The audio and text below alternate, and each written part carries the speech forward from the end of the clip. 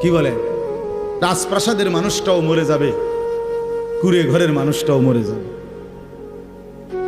সুখের খাবার যার মুখে সেও মরে যাবে, ভিক্ষার থালা যার হাতে সেও মরে যাবে, যাবে না?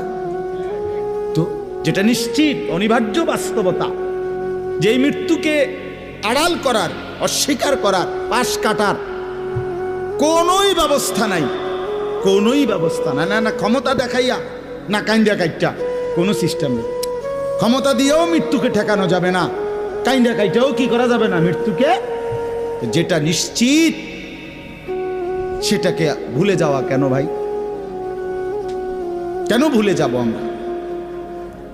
আল্লাহর নবী সাল্লাল্লাহু আলাইহি ওয়াসাল্লামের যেই হাদিস আমি পড়ছি, এটাই নবীজি বলছেন, আকসিরু যিকরা হাদিমিল লাজ্জাত, আমার উম্মত প্রতিদিন বেশি বেশি